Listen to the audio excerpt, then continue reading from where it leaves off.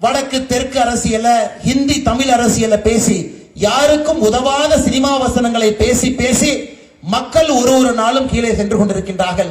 ஆனால் சென்னை மக்களுடைய வளர்ச்சிக்காக இந்த முறை நீங்கள் தேசிய ஜனநாயக கூட்டணி, அனைத்து இந்திய அண்ணா திராவிட முன்னேற்ற கழகம் தலைமையிலான தேசிய ஜனநாயக கூட்டணியில் போட்டியிடக்கூடிய எல்லா வேட்பாளர்களுக்கும் நீங்கள் வாய்ப்பு கொடுக்க வேண்டும் என்கின்ற அன்பான வேண்டுகோளையும் இந்த நேரத்தில் வைக்கிறேன்.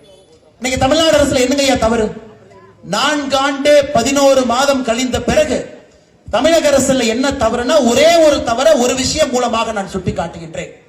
சமீபத்தில் 2 நாட்களுக்கு முன்பு சென்னை உயர்நீதிமன்றம் தமிழகத்தினுடைய காவல்துறைக்கு சொன்னாங்க, அமைச்சர் KN நேரு அவர்கள் மீது ஒரு வழக்கு பதிவு செய்யும். ஐயா, அதை சாதாரணமா கடந்து போக கூடாது. ஒரு அமைச்சர் ஒரு ஊழல் அல்ல, ஒரே துறையில 3 ஊழல் செஞ்சிருக்கிறாங்க. அது இடி அமைப்பு 2025 அக்டோபர்ல டிஜிபிக்கு ஒரு கடிதம் எழுதுறாங்க, டிசம்பர்ல ஒரு கடிதம் எழுதுறாங்க, ஜனவரியில இந்த ஆண்டு ஒரு கடிதம் எழுதுறாங்க. 3 கடிதம், ஒரே துறையில 3 ஊழல்.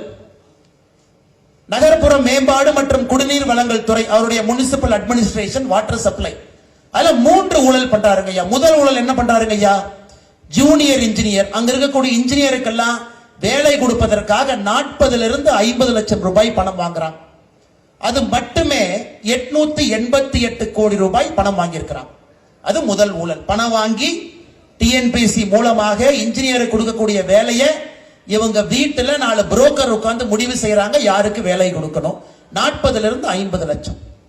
இரண்டாவது, குடிநீர் வழங்கல் துறை, நகர்ப்புற நிர்வாக துறையில் இருக்கக்கூடிய டெண்டருக்கெல்லாம் 7.5 - 15% கமிஷன். அதுல 1020 கோடி ரூபாய். 1020 கோடி ரூபாய் அந்த துறையில் இருக்கக்கூடிய அதிகாரிகளுக்கு டிரான்ஸ்பர் செய்வதற்கு அது 360 கோடி ரூபாய்.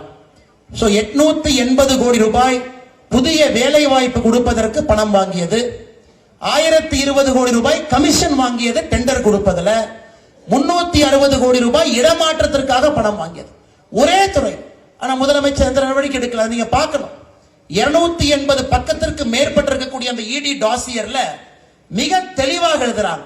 எந்த வாட்ஸ்அப்ல பேசுறாங்க, யார் முடிவு செய்யறாங்க, யார் யாருகிட்ட சொல்றாங்க, பணம் எங்கே வந்துச்சு. இந்த திமுகவை பொறுத்தவரை அதுலயும் பாத்தீங்கன்னா 10 ரூபாய் நோட்டு தான். 10 ரூபாய் நோட்டினுடைய அந்த 6 லெட்டர் எழுதிட்டா அதை இன்னொரு இடத்துல காட்டினா ஹவாலால பணம் கொடுக்கணும். அந்த அளவுக்கு மிகப்பெரிய ஊழல் சாம்ராஜ்யம் நடத்திட்டு எதுவுமே தெரியாம மத்திய அரசு எங்களை வாட்டி வதைப்பதற்காக ஈடியை வச்சு பயமுறுத்துறாங்க. மத்திய அரசு எங்களை அடிபணிய வைப்பதற்காக ஈடியை வச்சு பயமுறுத்துறாங்க. இவ்வளவு ஊழல் செய்துவிட்டு கொஞ்சம் கூட கூசாம பொதுவெளியில முதலமைச்சர் வருவதற்கே வெட்கப்பட வேண்டும். அதுல ஈடி சொல்றாங்க, இந்த பணம் வாங்கியது எல்லாம் முதலமைச்சர் வரை சம்பந்தம் இருக்கிறது. திராவிட முன்னேற்ற கழகத்தினுடைய கட்சி நிதிக்கு இது போயிருக்குது. அந்த அளவுக்கு நேரடியாக குற்றச்சாட்டு வைத்து 5 மாத காலமாக FIR போடாம நேற்று முன்தினம் சென்னை உயர்நீதிமன்றம் சொல்றாங்க, இது மாபெரும் தவறு, உடனடியாக FIR போடுங்க. அன்பு சொந்தங்களே, ஒரே ஒரு துறையினுடைய ஒரே ஒரு அமைச்சரையை மட்டும் சான்றாக உங்களுக்கு சொல்லுகின்றேன்.